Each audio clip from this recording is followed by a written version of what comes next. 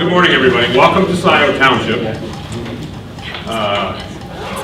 Scio deeply appreciates all of your partnership and especially the leadership that is here today to take it to the next step. And other than pointing to where the bathrooms are, where the water is, or the coffee might be, you're sitting down and being quiet. Bryce, we love you. Thank you. You didn't show them where the men's in the room? No one's asked it. Oh. They're out the door, take a left, look for the sign, the appropriate sign. I think we should go around the room and introduce ourselves before we do anything, but even before I do that, I want to make sure that every card asked if they could record this. The EPA did not object, therefore I wasn't going to object, but does anybody else object or be aware that the needs to be recorded, which I think is good for transparency anyway, so. Everybody's okay. So, Bryce, why don't we start at your side so that people are, and introduce yourselves. Thank you, Debbie. I'm Bryce Kelly, Scio Township Manager. Eileen Deemer, I work at EPA in Chicago, and I do congressional and Senate outreach. My name is Chris Schnoes. I'm with Tetra Tech. I have the pleasure of reviewing set files. I'm Laura Rubin. I'm the director of the Huron River Watershed. Matt Dodd, I'm the environmental coordinator for the city of Ann Arbor. Howard Glasper, city administrator, city of Ann Arbor. Chuck Warpahusky, City Council, City of Ann Arbor. Nancy Schiffler, chair of the Huron Valley Group, Scio. Roger Rail, chair of CARD and chair of SAROS for Safe Water. Rita La Caruso, professor of toxicology, School of Public Health, University of Michigan, and charter member of CARD. Kathy Knowles, Scio Township trustee. Michael Berkoff with the EPA. Nuria Muñiz, EPA. Debbie Dingell. Michael Go ahead, Andy. Go ahead. How'd you know? You're actually right in between us, so. I literally just dialed in. We're going around the table right now and introducing a person, but your timing was impeccable. Who else is on the phone? Why don't we do that while we're here? Sure. Adam Zemke is on the phone. Richard Taylor in Arbor. Hang on, we're going to turn you off. Michelle Dietrich, Washington County Commissioner, on my way from a meeting in planning to be the minutes. And hey everybody, this is Chris Madison, Senator Gary Peters' office just called in as well. And Mary Hannaford from Senator Warren's office. Anybody else? Okay, now we'll start back around the table. Mike Moran, Ann Arbor Township. Evan Pratt, County Water Resources Commissioner. Dan Dicknell, Global Environment Alliance. Vince Crusoe, the Allen Creek Watershed Group, board member of the Sarasota Valley, board member of the CARD Group. Dan Hamill, DEQ Project Manager for Gelman. Mitch Edelman with the Michigan Department of Environmental Quality and Remediation and Redevelopment Division. Deb Shirey, I'm the Director of the Remediation and Redevelopment Division, DEQ. Conan Smith, Washington County. And Donna Lisinski, State Rep of the South District. Welcome to the district. Yusuf? Hi, I'm Yusuf Rafi, State Rep out of Ann Arbor. I'm Emily. I'm a legislative staffer for Adam Zemke. My name is Callie Burley. I'm Congresswoman Davis District Director. Hi, I'm Kristen Schwakelfer. I work for Washington County Public Health. I'm the Environmental Health Director. And Troy Tuggle, Chief of Staff for Senator Joe Newell. And I'm Katie Giuseppe, Senate Field Representative for Assistant. I'm Chip Smith, City of Ann Arbor. Okay, so I want to thank everybody for being here today. Most importantly, I want to thank the delegation that came in from EPA to have a really good, blunt discussion today. And this kind of, EPA reached out to me a couple of, well, maybe several weeks ago now, after the last town hall meeting. And at that town hall meeting, they always have. I want to say that EPA has been focused on this like everybody else in this room. But we're concerned about some of the communication issues that they saw and wanted to help address that.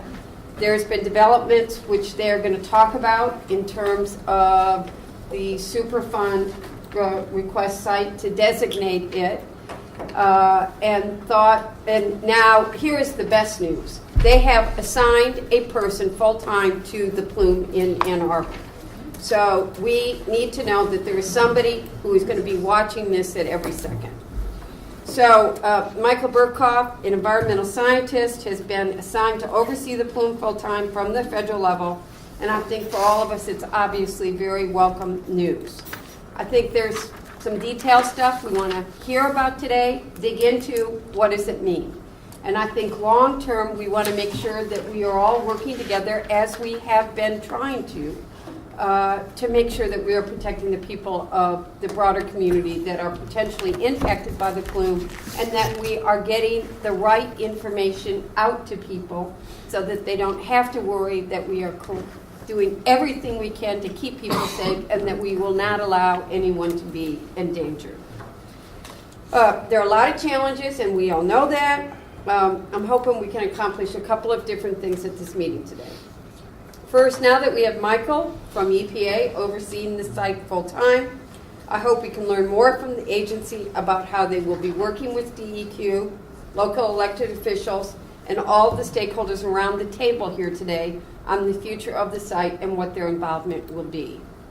There was a letter that several of the stakeholders received. I think we need to talk about the implications of that, what it means, what it's going to mean for going forward, and quite honestly, Dan, the state's role is critical. I'm going to say this bluntly. The state does not want this designated as a Superfund site right now. You've got the lead. We're going to count on you to make sure that we're keeping everybody safe. So our relationship between EPA and the state really matters. Second, we should have a discussion about the current threats to human health, both from potential future drinking water contamination and vapor intrusion, so that everyone has the opportunity to hear this information firsthand from EPA. And then how do we work to improve communications with the public so they know exactly what the risks are and what we're doing together. They need to see us as a team working together to protect them. And that's the goal for today. So we got a lot of people who care. EPA and the state have made some significant challenges. We're getting someone assigned to us full-time from EPA that shows the importance of this. So I'm going to turn this over to EPA to tell us the latest. Sounds good. I'm Nuria Muñiz. I'm the NPL coordinator. And what I'll do is just go over where we are with the site at this time, and I'll let Mike Berkoff talk about next steps in terms of how to move forward. But just briefly, I just want to summarize where we are. And so the first thing is that EPA received a petition for a preliminary assessment of the Gelman site. And what that means is they wanted EPA to consider the site for NPL listing, putting the site in the Superfund. And we have a consultant who's right there, Tetra Tech, who reviewed all the available information. We already have a preliminary assessment report.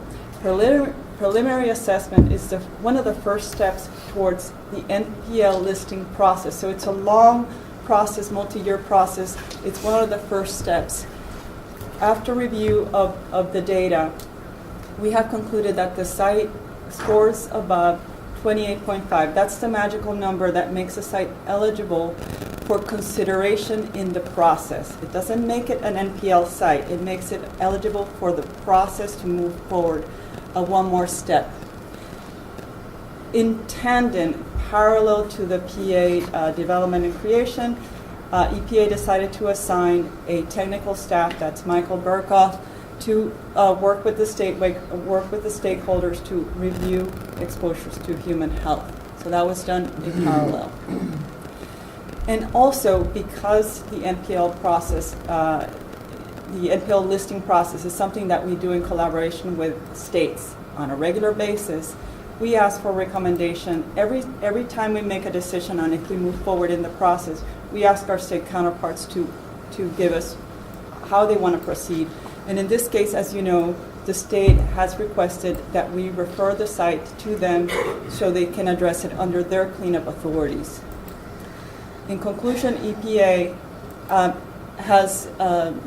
considers that the site qualifies for the next step in the NPL process. And by the way, the state agrees that they're not arguing that number.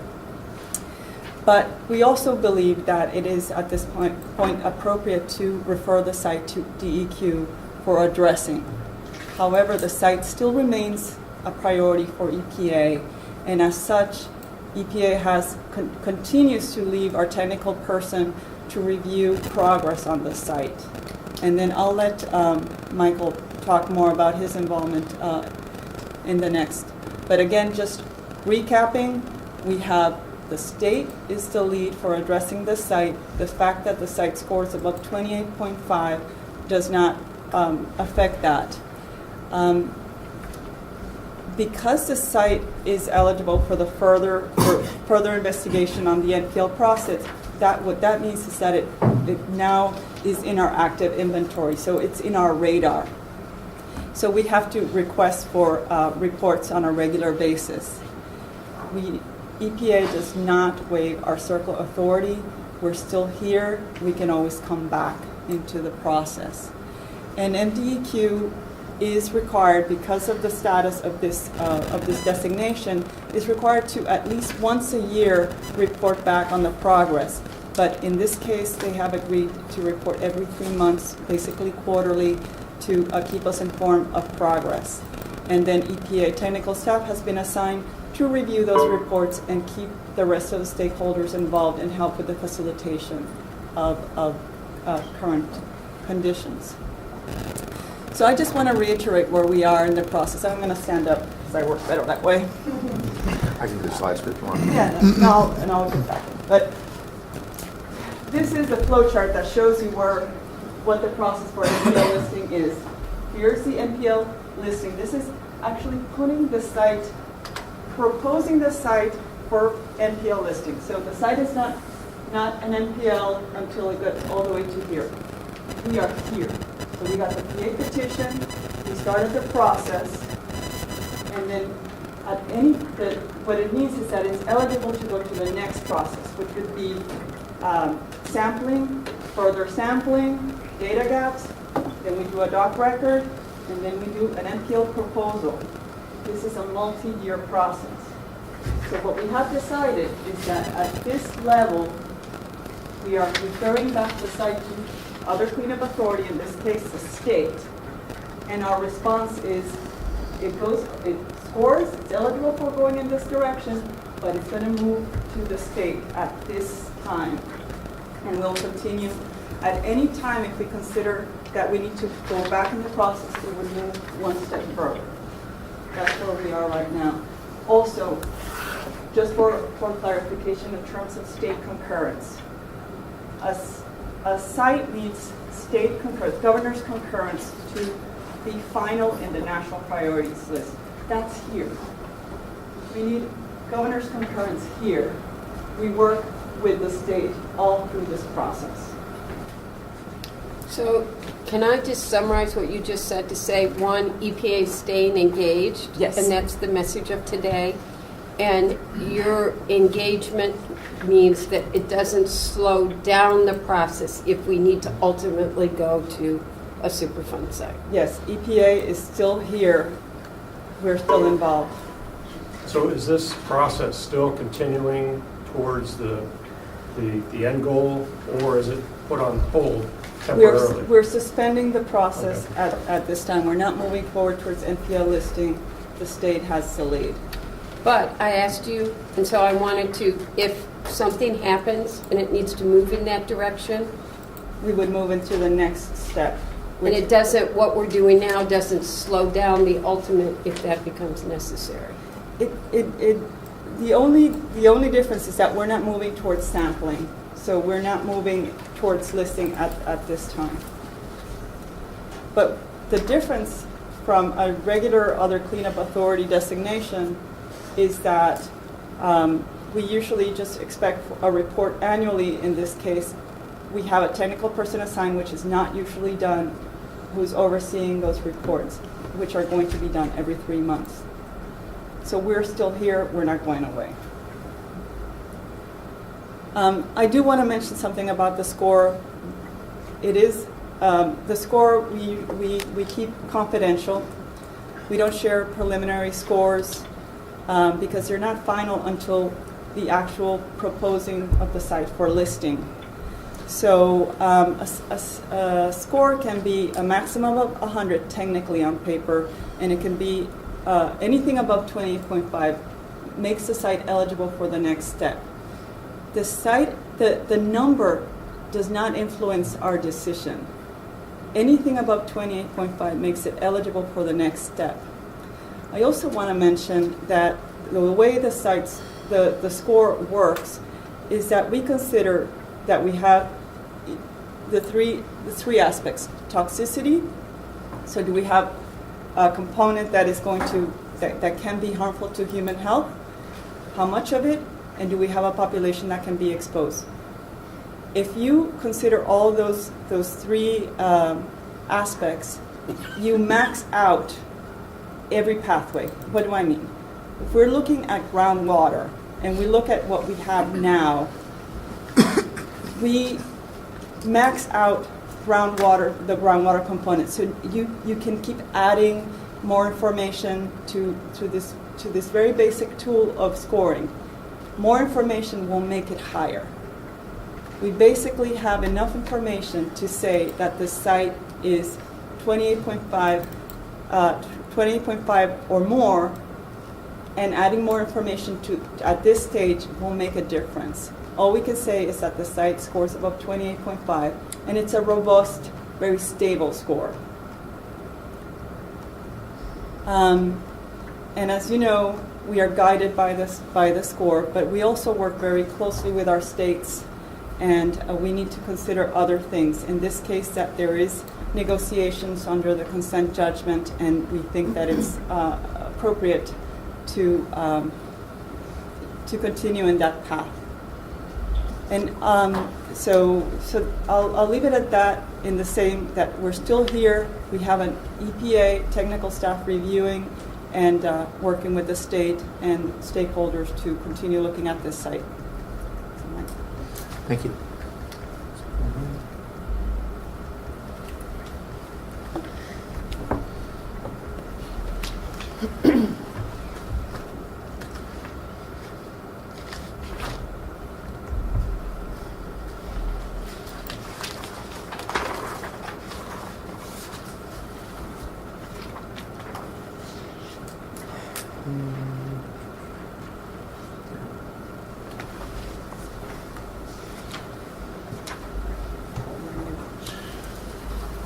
Thank you guys all for coming here today and getting to get. Lost your display. I lost my display.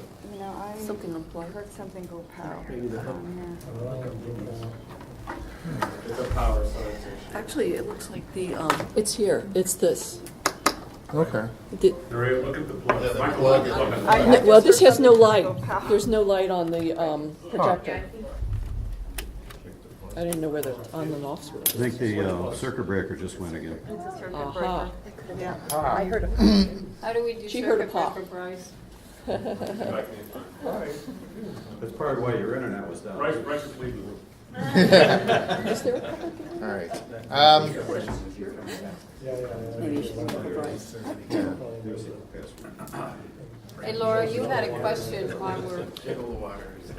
My question was just, what might be some of the triggers that would cause the EPA to re-engage? You want to answer that question? Yeah, that's a great question. And for those of you who received our letters, we don't say what the triggers are. In those, we don't say anything specific as to what those triggers might be. It really is going to come from our evaluation as to what we're seeing in terms of data trends, whether we're seeing in terms of if there would be other actions to be able to address those. If we see data trends that are give us concern that there would be future exposure, and whether or not there's any kind of preventive measures going into place to prevent future exposure. It would be things like that. So we are not tied down by any specific criteria based upon our letters as to what could trigger that. Yeah, I think it's just warming up. It's on again. So I have a question. Have you tested or had any data relating to soil exposure, or soil levels, especially near the core site, where some people have said it's as high as 2 million part per billion in the soil? You know, I haven't seen much in regard to what is in those areas. When we did a tour a while back, we asked about the wetlands area. And Vince is actually, this is, and something you might notice in the letter, we do talk about ecological exposure and that we have not been able to get data on ecological exposure. And this is something that came up in our first meeting with folks, stakeholders, particularly Vince and Nancy. We sat down and they raised concerns about whether or not there's been sampling of the wetlands and what they've heard about in terms of any potential dumping in the wetlands. So we raised this, after hearing from you guys, we raised this question in meetings with Gelman and didn't receive an answer for it. So you can see in our letter, that's one of the things that we talk about. And it's one of these issues in these quarterly reports that we're going to be carrying forward. I'm going to talk a little bit more about the quarterly reports and how I'm expecting all of you to contribute to those, and how it's going to be a way of carrying forward a lot of these concerns. And I don't want to even just use, let's say exposure concerns, not just concerns.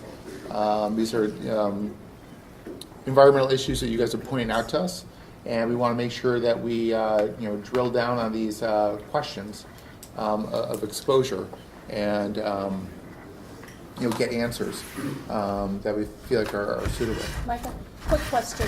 I want to just follow up on Laura's earlier question about triggers, because I had that question too, and I'd like to hear a little more. You said data trends, but what are other possible triggers to get the EPA more involved?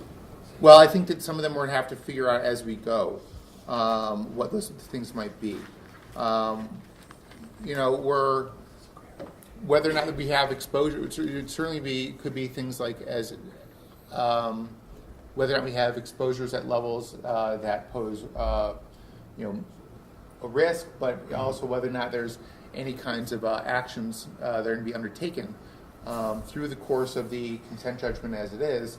Whether or not there's actions to be able to address those exposures. So it's going to be. It could be things like that. So we're going to look at data trends. We're going to see where things are going, but also be looking at what are the response actions that have come from the current consent judgment to address those potential exposures. If we identify some. You want to just? Yeah, we can. Let me see. I'll start this. Can you modify it? Because I'm not sure how to do that. Let's see what is this. That do anything? No, it doesn't. Nope, that doesn't do it.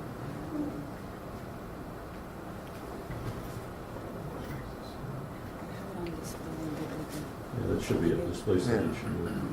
What? You said? Display settings. You click at slideshow. Huh. We'll just start over here. Just do that. There we go. Okay. So as Nuria pointed out, MDQ is the lead for the site. As far as EPA's role, we're going to have a continue our evaluation of the risk posed by the Gelman contamination. We're looking at the present snapshot as is there exposure now at levels that pose a risk to human health and to the environment. When I say human health, we're largely talking about that drinking water criteria, which is now final, of 7.2 parts per billion, and the vapor intrusion of 1,900 parts per billion.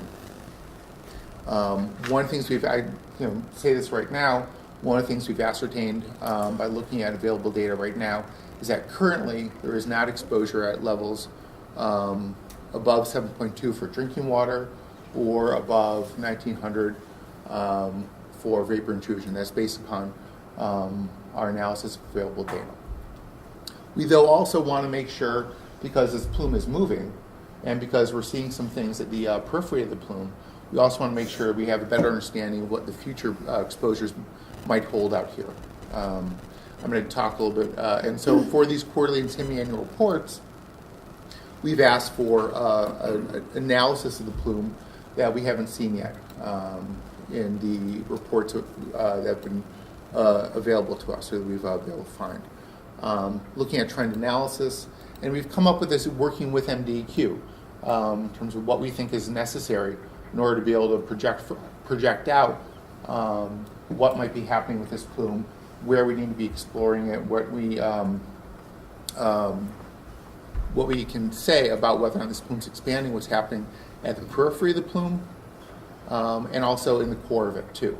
So we're going to work with MDEQ to pick out which wells we need to be looking at and analyzing their concentrations in order to be able to see what's getting a good characterization of the groundwater plume. In these quarterly reports, though, those will be happening semi-annually. We're also going to be looking at groundwater levels and hydrographs in order to be able to see what's going on with the water in the area too. For the quarterly reports, I see that as more of a qualitative analysis of what is going on as far as different explorations of exposure, whether it be looking at the ecological exposure risks posed by contamination of soil, whether it be tracking remediation activity or monitoring activity throughout the course of the year, throughout the course of the quarter.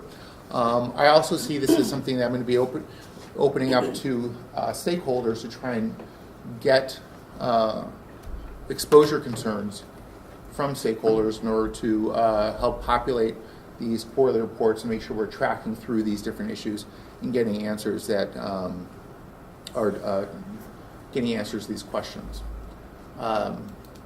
These reports will be shared with the public once I have them. And Dan has already started putting together some kinds of quarterly reports tracking issues. He's provided one in October. And so we're going to have to work together to see whether or not it's going to be a separate standalone report aside from that, these quarterly reports that MDQ is doing, or whether or not that might just be incorporated into the report they give us. So that's something we're working on right now. Yeah. Just to back up for a definition, stakeholder includes a much wider audience than just the three petitioners. Correct. Okay.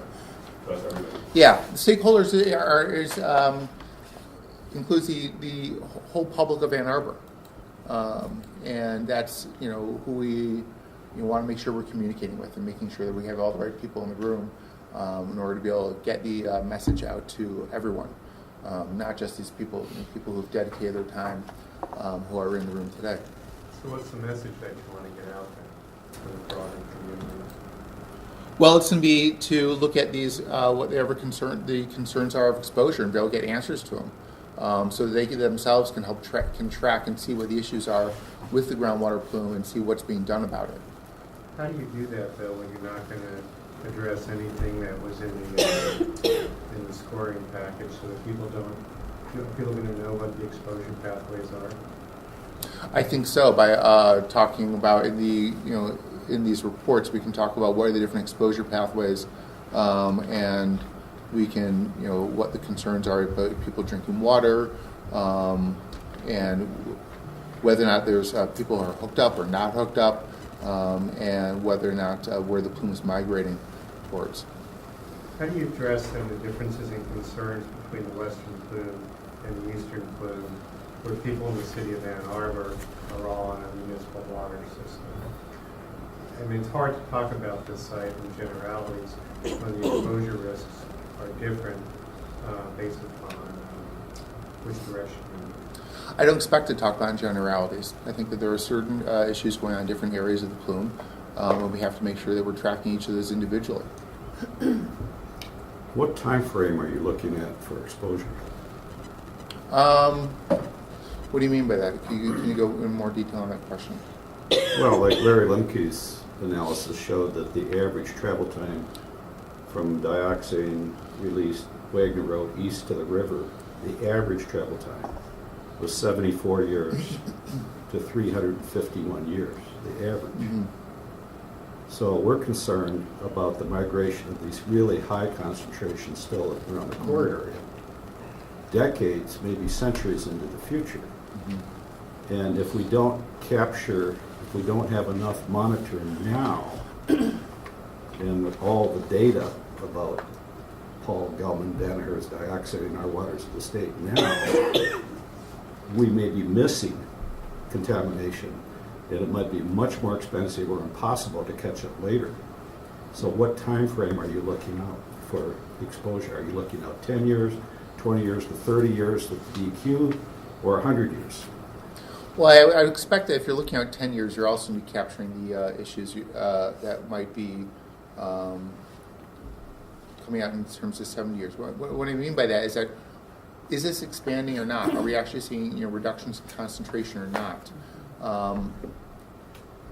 And trying to figure out a way to articulate the exact answer to you is that I think we are looking at, we're trying to look at the data in terms of the trends such that we can make sure that we have an idea as to whether or not, in 70 years, 300 years, whatever, what's going on with this plume such that is there going to be exposure at that point in time. So, hopefully. Oh, man. Yeah. Yeah. You heard it. I heard the pop, that's why. Yeah, that was a little bit louder. You know what? I'm not so sure we need to look at the slides. Worry about the slides. Let's just. I'll go through the topics I'd like to cover. Welcome to Puerto Rico. And I'll go through the topics I'd like to cover, and then we can, hopefully, because I really have these mainly as bulleted comments, and hopefully that we can kind of move forward that way. Roger, I guess the way I look at it is that a meaningful and quality trend analysis should be able to give us answers to questions as opposed to what we think we should be able to project out. Yeah, thank you. So here's all the data to date, plotted in one graph by year, and concentrations on a log scale. So this is what it is for like 25 years. And we're supposed to get down to 7.2. Well, Roger, what I'd like to get to is, so when I look at the trend analysis, we're trying to select specific wells to be able to see what's going on at the core, what's going on in the periphery. Because I think that what you're talking about too is when you're asking what's going to happen 300 years from now, that's going to be a lot related to what's going on at the core. Is that core really going down in concentration? And is it actually, are we losing mass there, or are we actually just getting dilution at the core? So I think we have to answer some of those questions too, and find out what's going on as this plume moves towards the Huron River. And so I think that if we get a good trend analysis, we'll be able to look at both. We'll have probably greater certainty for what happens within, project what happens in 10 years. But we should be able to look at and maybe answer some questions or have probabilities what might happen further out in the future. Yeah. So what is materially different about the trend analysis you would like to do versus the data we've been collecting versus what we've plotted? What is materially different that you are bringing to the table in your analysis than what we already have? Well, what we already have right now is, so we get these, so Gelman puts together these maps of mapping the plume and what the concentrations are at these different monitoring wells. And it does, so we can take a look at these different maps and see where we have different concentrations at these wells over time. But it's not a comparison, it's not a statistical comparison of the changes in concentration at a select group of monitoring wells during that time frame. So you kind of have to, overlay these maps, take a look, and see whether or not different wells are increasing concentration or decreasing concentration. So this would be something that would be have greater statistical analysis to be able to see what the direction these different concentrations are going. Are you going to do that with the existing data that we already have? Or do you have new data requirements from this point going forward that Gelman and the DEQ will have to provide you in order to make this analysis meaningful or new, provide new information?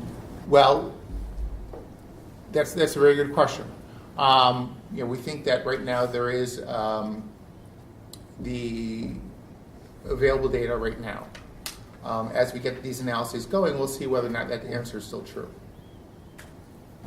All right, so when I'm thinking about the data trends, the timeline of remediation, to me, because I represent here in Scio Township, which, as Mr. Lazarus pointed out, is different than municipal infrastructure in the city of Ann Arbor, we are mostly on private wells, right? So the intersection of trends and timeline and data that I need to see is if we are going to have folks who are not going to be able to use their private wells to provide water in their homes, is the timeline of being able to establish some type of water infrastructure in the township, the cost of doing that, and then the data trends of where the plume's moving, how quickly it's going to be encroaching on wells, and in our area. So to me, there needs to be enough data and enough sampling around the periphery to make sure that we don't end up with dead zones in our township that where folks can't live because there's no access to clean potable water. So for me, that's one of the key priorities in terms of data trend analysis, is matching this time to build infrastructure, timeline of the plume moving, and availability of clean potable water for our residents. I appreciate DEQ shares that concern too. And I know you do. That's why I was asking what was new regarding the analysis. We've been evaluating the data and we'll continue to do so with an eye toward ensuring people have safe drinking water and that there's enough time to react in the event we see an unexpected trend toward areas of the township that might not have immediate access to water infrastructure, so that we can have adequate time to plan for that. Thank you. Mike? Michael, you mentioned in the letter certain data gaps, and I'm trying to understand better what the relationship going forward is going to be between the EPA and the DEQ, and of course the rest of us. Will the EPA direct the DEQ as to what is needed and how to fill those data gaps? I don't know if we'd necessarily say specifically what task them with certain, whether or not they'd go and help them collect data or not. Would just be whether or not we'd be asking for certain information and reports, and making sure that we have the information to be able to answer those questions. Will the EPA do independent investigation to fill those data gaps? At this point in time, we don't foresee that. You mentioned... But let me clarify that if you're concerned that the state is not getting the information you need, you'll either direct the state that you need more information or you'll intervene. Well, I think our first step would be able to make sure the state understands that we don't have the information we need to be able to have this, to be able to follow through on these different concerns and questions that we have in these quarterly reports. From there, if we're still unable to get the information we need, then I think the EPA has some decisions ahead of it. You indicated the importance of a trend analysis going forward. Can you compel the DEQ to collect data that's necessary to have a trend analysis? We don't have a specific, kind of enforceable agreement or any, in place right now, but I fully expect cooperation with, by DEQ in terms of getting this information. And I also expect that, DEQ is going to be going to Gelman and asking them for information to be able to populate these reports too. So essentially you have the same expectations going forward that we've had in the past. You're expecting DEQ to collect information that we've been trying to get for a long time and don't have. I wouldn't exactly characterize it that way, Mike. I think that we have expectations for DEQ with the assistance of Gelman to be able to provide us with information about the trends going on with the plumes and for collecting information. I'd like to leave it at that at this point in time. But I think the state knows, I'm not trying to be Pollyanna-ish. Sure. I think there is a difference, is that not true, with engagement of a person full-time, and that the state knows that the EPA is working, staying engaged, and that their expectations, and if they're not met, we're going to know they're not being met, and we will. There will be a number of... Yeah. And I think that might be one of the differences too, is that, like I said before, when someone asks a specific question, is there specific criteria? They're going to trigger, EPA to move forward with the listing process. it's going to be a holistic set of information. It's to be as far as what's going to make us have us move forward. So if we're getting a situation where we're just not getting the information we need, that puts us in a position where we have to make some decisions. The site certainly has our attention and has our concerns too, and that's why we're involved. So if there's data that we have that has not been provided to you by the DEQ, you would welcome that data? Absolutely. Absolutely. I have a question while we're on the data then. So has there been discussion, or what's the comfort level, since the standard is lower with the current sampling method versus method 522? I mean, do we feel like that's a relevant issue from a, let's say, a statistical significance standpoint, and then from a consistency standpoint? I actually want to use this as an opportunity to have let DEQ talk for a little bit, just because when I've been in conversations with them, they've talked about the necessity of, with the number going down to 7.2, the monitoring network needs to reflect that number. If you guys want to talk about that. Okay. We haven't made a decision that the 522 method is a requirement going down to below detection level of 1 ppb. We've used the 1 ppb in the investigation phase for multi chemicals, that are cancer-causing chemicals. We do not have that capacity in our lab to do that right now, but we don't feel that it is a hindrance that as far as evaluation for risk, because again, you are going down below 1 ppb, but there is also some external factors of all sampling that the reporting limit could be, with the geochemistry, and that could be that you're really not hitting that lower reporting limit because of variability in the sampling. But we are at this time considering changing that to 522 for our evaluations, including the trend analysis. We feel that we're getting some good data to evaluate risk, evaluate risk to people with drinking water, even at the 7.2. And that's based on sampling that Dan and our staff has done Right. alongside Gelman,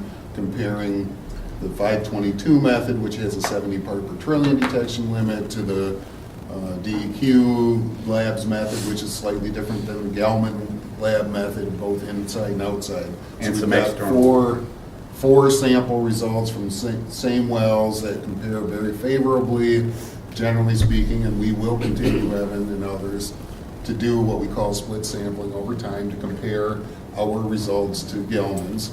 And yet I think it's also important, I heard Michael say pretty clearly that as part of EPA's evaluation in response to the petition, that they've determined that nobody's exposed above 7.2 drinking water and 1900 parts per billion screening level for volatilization indoor air pathway. And it sure seems like EPA, by admitting that in this group and others in public, that should be perceived as good news to everybody around the table here, that there's not an immediate unacceptable risk to people or to the environment, and we're going to continue to monitor to ensure that that stays the case. Well, immediate risk is one thing, but potential risk is another. If you're buying Absolutely, a house Roger. in the That's peripheral, the importance of the monitoring.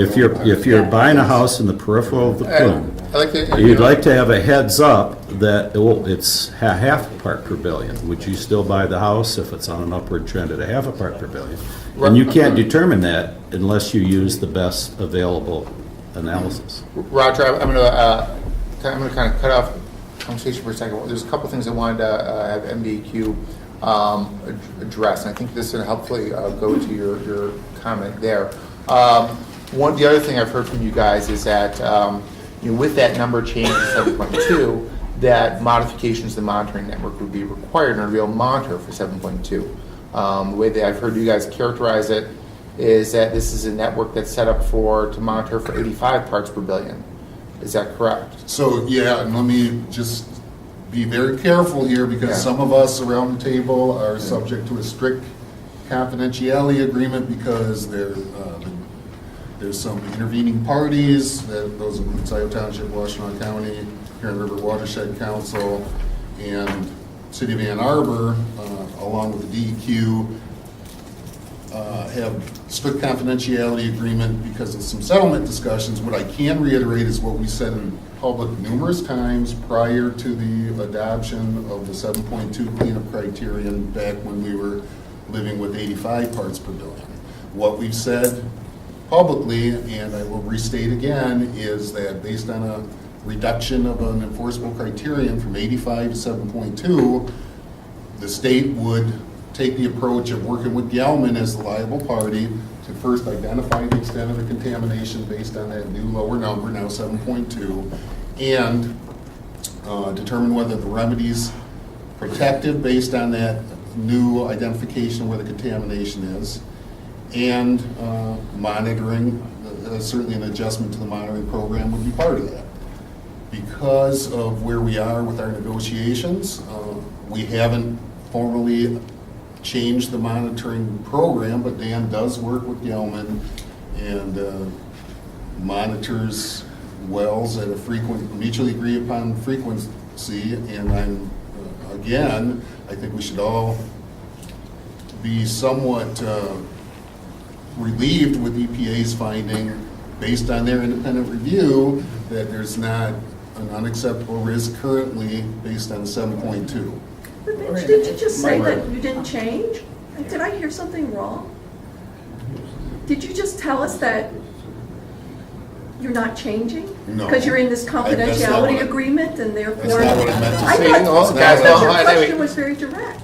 Hold on one second. I'd like to kind of interject at this point in time, too. What I tried to say, Rita, is I can't, we haven't... Answer his question. Wait, hold on a second, guys. This is actually what's happening right now is actually one of the other things that I want to address by being involved in this site. My expectation is that we're going to have cooperation around this table, and that one of the things I've perceived over time has been, for lack of a better term, swipes at each other. I don't know how else to put it. That I think are getting in the way of there being cooperation between stakeholders and MDEQ, and whether or not we have a kind of constructive working relationship. I very much appreciate that tensions are high and people have been involved for decades on this site.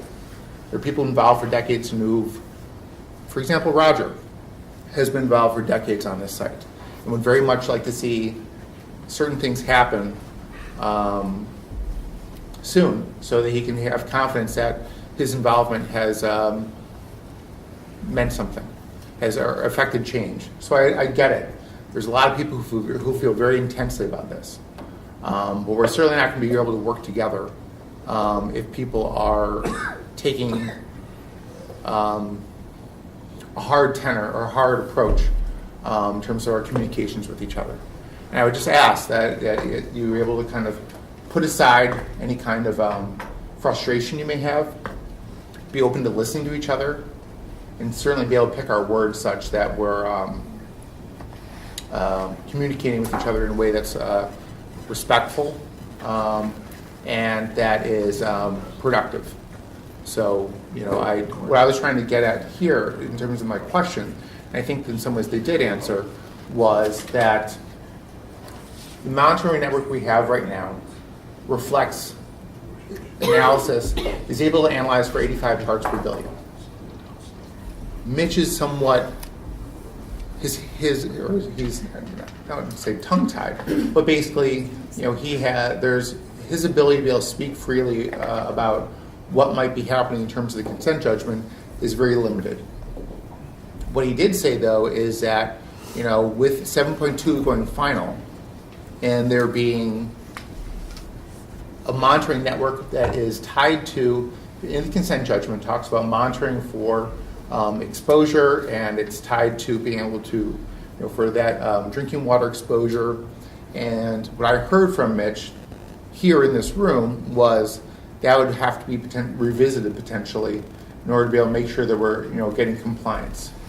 I think one of the things I've heard from the community is that the monitoring network, especially to the east is that we have very wide spacing between the different monitoring wells, and that there's real concern that we're not picking things up. If you look at it through the lens of an 85 parts per billion, those are more sandal wells. But if you look at it now through the lens of 7.2, maybe there's going to be different requirements or different necessities for that monitoring well network. And as far as MDQ being able to speak to that right now, their ability to do so is a little bit limited right now because of where they are in negotiations. And one of the things that I've been trying to be very careful of in speaking to either MDQ or Scio Township or any of the interveners is to respect that confidentiality and not ask them to compromise themselves or their involvement in these negotiations. So that was my take-home message. That was one of the reasons why I wanted to kick things over to MDQ to answer that question, because I felt like there was an answer to some of these concerns about the monitoring well network as to whether or not it had the right coverage in order to be able to answer our questions. So when we start to get to trend analysis, if there are new wells put in place, those would definitely be informative for trend analysis. We wouldn't have the history at those well locations necessarily at this point in time to be able to give certain meaningful data, but we want to see incorporated into it. Yeah, I think there's a tie-in, as you're talking about, Michael, between Method 522, which is a US EPA approved drinking water method that is recommended. And the reason is because that gets to a lower detection limit. Right now you're talking about 1 part per billion currently what DEQ lab can get down to versus about 30 parts per trillion. So you can get down significantly lower. And if you can get down significantly lower, that gives you a heads up on where the plume is moving. And that goes to the point of being able to help, please, in the trends analysis, and also to be able to better predict where Scio Township wells particularly may be getting impacted in the future. So by being able to get a detection level that's lower and having it applied would really help as an indication of where the plume is moving in the future. To that end, then you can do better planning on where you might need an alternative public water supply. So going lower in detection limits gives you a better understanding in the future what might happen. So Dan, I understand what exactly you're saying. I understand your points. And one of the things I also want to reiterate and stress for today is I'm not expecting to have definitive answers for a lot of these concerns today. Sure. I see this as the beginning of a larger open conversation that's going to continue. And that most certainly, I think, in terms of the sampling methods, as there's a disagreement here, or there needs to be more information provided in order to be able to get to the answer of what is the appropriate method here, and whether how confident we can feel about data collected with a different method or analyzed with a different method is one of those things we could be tracking and getting answers to in these quarterly reports. Thank you. I think that gives a good example of how we can use this reporting method that EPA is asking of MDQ or requesting of MDQ in order to be able to answer stakeholder concerns and really bring stakeholders into the process. That's essentially what I was going to say. It is going to be clear in all of the reporting what lab methods were used and what the detection limits were, and we'll certainly be talking to EPA as to what their input and suggestions are there. Is the method used part of the database? Excuse me? I don't know. I'm not. Yeah. I'd love to be called on. I'm sorry if I interjected rudely with Mitch, but I've been waving my hand a lot. Thank you. So I really want to go back to something that Kathy brought up, and you frame it in a slightly different set of terminologies. What seemed I would like to see milestones set in the relationship between the EPA and the MDEQ. What are the expectations laid out in terms of milestones with a plan that includes expected actions and consequences, that includes actions on both sides? And I would give an example of why the stakeholders may think this is important. We've heard split samples brought up, but we've also seen a history of when split samples don't agree, there are no consequences. So not only milestones, but actions and consequences that'll happen. And I'll give you a second example. We don't even have a map at 7.2 parts per billion that I'm aware of. So there really has not been the kind of, if that data are out there, if those data are out there, they've not been, distributed and shared.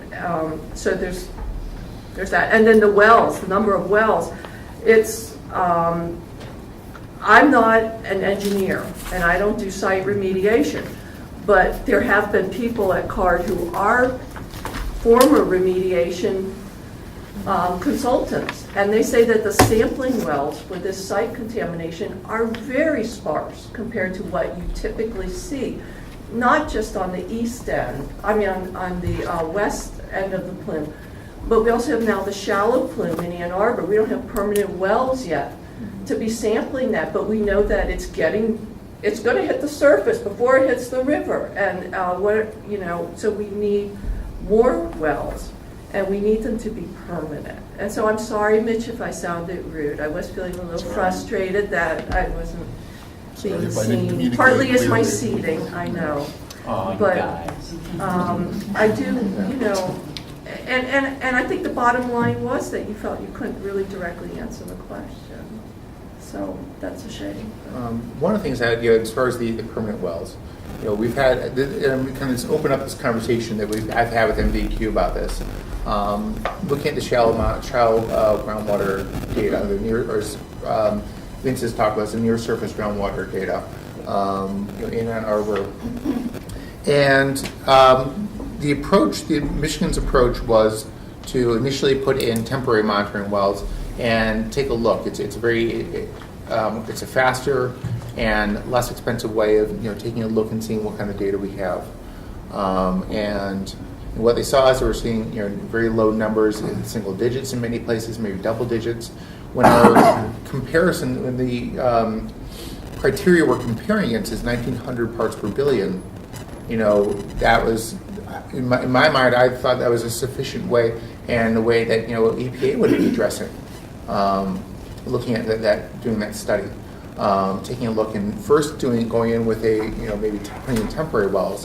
If in fact they were seeing numbers that were closer to 1,900 parts per billion, maybe then there would be the But it was 29 when they were doing those wells. It was 29 parts per billion, not 1,900. It was, but That's when they did that, they were looking at 29. Mm-hmm. Yeah, that's true. There was an emergency-based rule issued by the governor of 29 parts per billion for a screening number for the shallow groundwater that might have been in contact with foundations. So that's what caused us to draw up our work plan that Gelman implemented. That's correct, Roger. Well, we're at 1,000 part per billion, just 10 blocks, 12 blocks up from where they found it at near Slauson Middle School. And that was a year and a half ago those tests were run. They haven't done any since. And that's a concern that I think Ann Arborites have, in that the west side of Ann Arbor has a lot of groundwater issues in basements. With the watershed group for years, for the last 20 years, I've heard homeowners ask and complain about groundwater contamination. We have Water Hill, we have Fountain Street, we have Bath Street for a reason. There's a lot of water coming out to the surface on the west side of town. This is not to take away from Scio Township's issues. Those are definitely major issues. But near term, I think there is a real concern here that we're at 1,000 part per billion at Vets Park, if over that probably, and that's moving toward the west side, closer into the city. And I think it's not right to say that there's no concern because it's only 1 part per billion, 3 part per billion. I mean, we would like to see testing done to know what the danger is, and we have a right to that as a community. We did not pollute this groundwater. Someone else did, but it's our groundwater, it's our community. Yeah, but Vince, you have to remember that they only put in, as Michael said, temporary wells, and they put them in at the high spot and the low spots. And in the low spots in the valleys, that's where they found the contamination. But you don't know, Michael, if that contamination is the low end of the plume, the high end of the plume. More work needs to be done. And please, we're talking about 2 different pathways. You're talking about vapor intrusion into homes, okay? But you also have utility workers in the city that if they're in that shallow groundwater, they get exposed to it, they are at risk. And there's 2 really values that you need to talk about, the 1900, but the Virginia DEQ and US EPA and headquarters said to protect a worker in a trench is 80 parts per billion. So that there's another pathway that is not being looked at. That's the utility workers. We made mention of that in our August letters to the regional administrators, and that's a big concern. So I think it's only prudent to do further work to really delineate, is this the low end, the high end, the median end of this plume that's in the Old West Side? And by the way, if it's around 80 parts per billion, is that really of concern? Because Virginia DEQ and US EPA headquarters toxicity group say it's 80 as a concern. So I think that would be well worth looking at in any work, whether it's done by US EPA or the state. Yeah, I completely agree that we should be looking, and we will look into those utility worker concerns. And by saying what I did about the plume, what I said was that at this point in time we don't believe there's exposure going on from vapor intrusion at this point in time. It's not to say that we're not going to look at that pathway any further. That's not what I'm saying at all. And we certainly want to make sure we're drilling down, making sure we can answer all of our questions about vapor intrusion. Do you think you need more data? At this point in time, I wouldn't want to say that necessarily. That's too bad. And Vince, that's another situation here where that's not constructive. I'm expressing my opinion. I understand that. We all are. Yeah, I understand that. But I don't think that's a really constructive way of interacting with each other. I fully expect to be working with you guys already, Vince. Some of the points that you've brought up, we're already carrying forward. So I hope that you can see that as an example. Thank you. That we're listening to you guys, and quite frankly, making comments like that makes it harder to listen. We're going to do it anyway. I'm not going to be sitting here, picking favorites in terms of who's easy to talk to, who's not.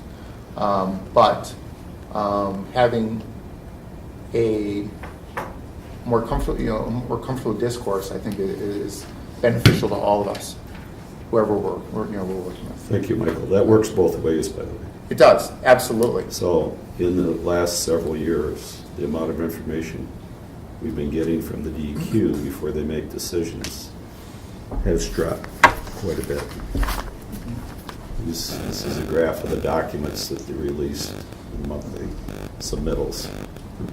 And you can see that it's just dropped off. Now, some of this is online, but we're not getting some of the background information we used to get that helped us weigh in on decisions before the decisions were finalized. And in fact, the last couple of settlements with the DEQ had with the company, we had no input at all on that, in which they transferred the cost and risk of this site to the public, to the taxpayers. And we think that's wrong. So, the fact that we were trying to communicate, but the other side sometimes cut back on that. Now, maybe that's because the lawyers got involved. You can't talk about it because it's in court. But that's the reality of the situation. The other thing that I'd like to say is that we're trying to minimize the uncertainty for this site for the duration of the cleanup. Having the EPA come in and do the analysis, we've already gotten some information we weren't able to get before from your PA. But there's information that's out there that we know about that was not given to you. And we look forward to this pause being an opportunity to provide that missing information so you can make better decisions and you can have more certainty. And that way you described it, kind of reducing uncertainty. That's definitely EPA's goal here too. That's one of the reasons why we're asking for the analysis of the plume in order to be able to project out and not have it be as much of a guess as to what might be happening in the near future and more distant future. To that end, and something that Dan and Vince, what you guys were talking about too, if you have other suggestions or recommendations, any stakeholder here, in terms of types of analysis of the plume, that would be informative to make sure we're looking at all the right information. We welcome that input, and we'll take a look at it before, and potentially include it in our request for monitoring. I want to say something more to what Roger was saying, but Kathy. Okay, I want to interject something quickly. I did a lot of research over the weekend on EPA website, plume analysis, and I see that there's this technique called high resolution site characterization. The EPA has developed it. The EPA has a teaching course on the methods. And this type of, I've got articles on it, this type of analysis is newer. It wasn't around 30 years ago. Are you open and willing to consider something different that might not use wells currently in place? It might require more wells, but it could give you a better analysis of the leading edges of the plume. And it could be relevant here with this contamination because we have these large data gaps on the edges of the expanding plume. My first step is going to be to work with the existing wells as they are. Once we start getting our reports back on using those existing wells, I think we'll have a better sense as to whether or not we are getting meaningful information based upon those. I think it would be premature at this point in time to be able to make assumptions that I'm going to be asking for more wells before I have the analysis we haven't seen yet with existing wells. What was the point you were about to make? Oh, shoot. Things kind of go in and out. When I was of my brain talking so about quickly. uncertainty and... No, it wasn't uncertainty. It was something. What were the other? You made another point, though, Roger, that was... Data that's out there that EPA doesn't have. Yeah, that's something we definitely be... we would welcome that. I thought you made another... No, the other question I would have to follow up on that. You're going to be getting inputs from everybody. Mm-hmm. Is there some way that you're going to be able to share that with all the stakeholders on a regular basis? What inputs you've had? So there might be, somebody may have an input and, oh, that reminds me, I should add on to that input. That I have some information that might relate to that input. So is there going to be some kind of dialogue like that so we can provide more complete information to you? That's a really good point. It's also a great idea in terms of what I think you're leading to, and I hadn't given that, I hadn't quite figured that part out quite yet. Because I'd like to help with that. Sure, I appreciate that. One of my goals is to get all this information in place before I die. Which is a long time from now. I hope so. I mean, if I quit taking my cancer pill, I could die in a year or two. But, let's look at long term. I would like 100 years from now people to understand how we got to this point. I'd like all the information from all the stakeholders about this in one indexed site that everybody can access. Not just the data. There's a lot of data that's, not in a central shared database. That just reminded me of my other point. So you helped this graph looking at the number of reports have been provided over time. And this gets to another one of the things that I came to an early conclusion on in looking and trying to gather information to be able to analyze the contamination in terms of what's going on. I think that's something that's already happening within the municipal group, is working with MDQ to help improve the report output of information. And looking at the website, there's a whole lot of information on the website. It can be rather daunting to try and find the information that you're looking for on that. So one of my goals is actually that I think that to see that reporting not necessarily spike up so high, but really to have more centralized reports that people can go to track all the issues. So your key point, though, was the improving communication. And you used an example of how much output there's been as been reflective of there kind of being a diminished communication. Certainly, I would like to see there be good, solid communication, but maybe through a less disparate number of reports, or have the information be more centralized within a number of reports. And I think that hopefully these quarterly reports and these semi-annual reports can help bring in all the information in, so people don't have to go all over the place to be able to find what the answers to their questions. I want to build in. I'm going to apologize, but I have to go back to Washington so we can have a great discussion on the tax bill. But everybody cares. I mean, that's what everybody deeply cares in this room.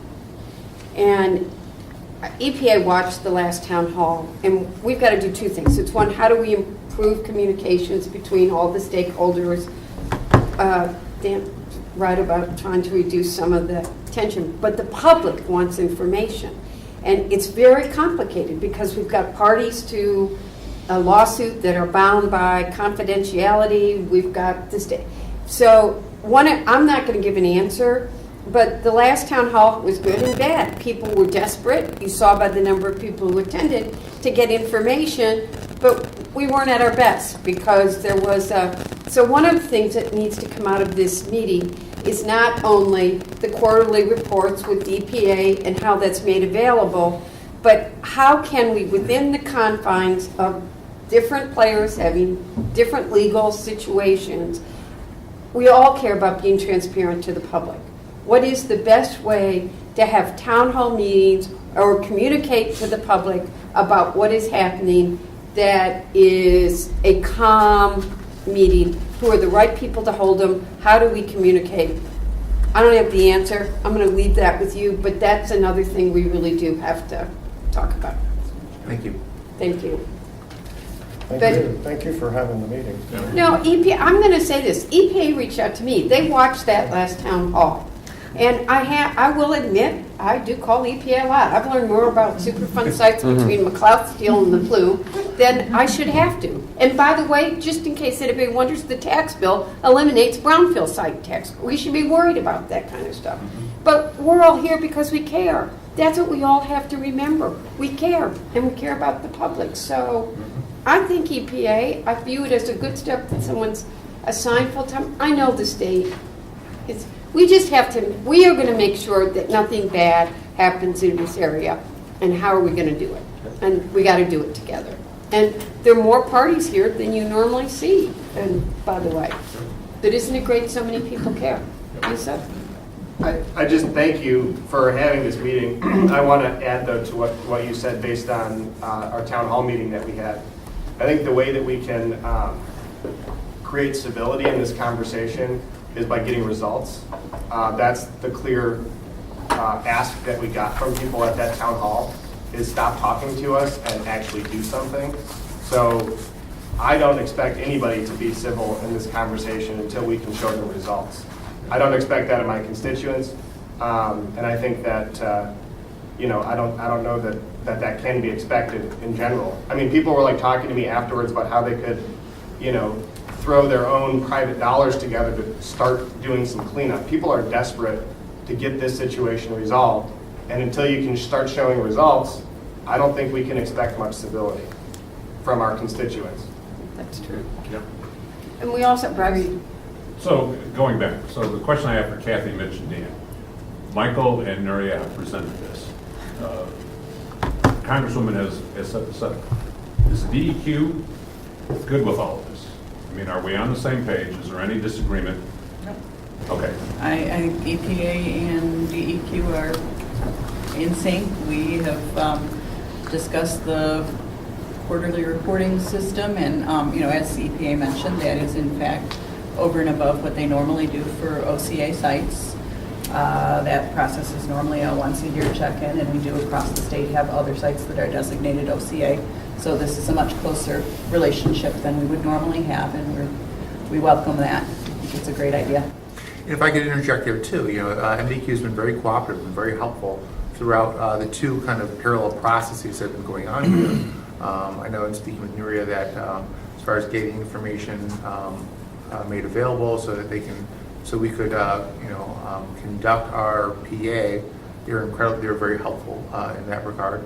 And then as far as my own analysis, I've been talking to Dan regularly, and he's been very helpful in terms of getting me the information I need, answering my questions. As I come with my own conclusions, kind of running some different questions past Dan, and seeing if I, then coming back and seeing if I feel like I have the answers I need. One of the